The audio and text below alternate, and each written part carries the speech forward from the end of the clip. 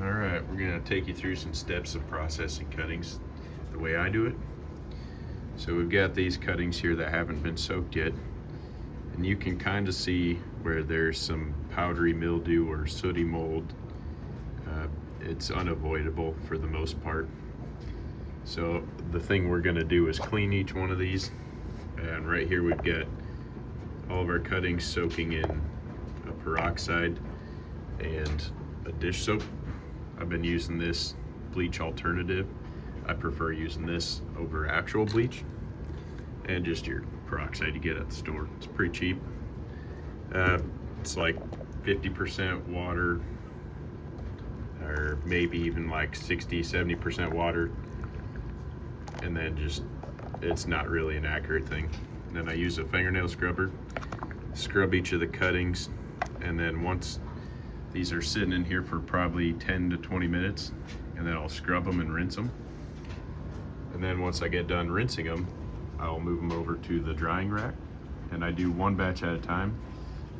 Each one of these has permanent marker on them, but as you're scrubbing it'll wash off, so one variety at a time is all I would do. And then we'll move over to the drying area. All right, so here we are on the drying area. The way I like to do this is I take my cuttings and I let them dry until these ones are wet, so we can't put marker on them.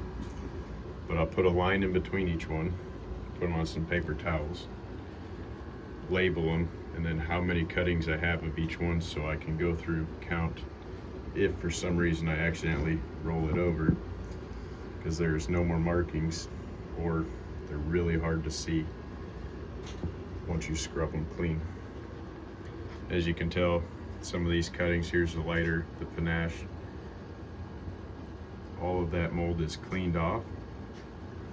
And when you look at the nodes, see if we can focus on these, this is where your rot is going to initiate a majority of the time.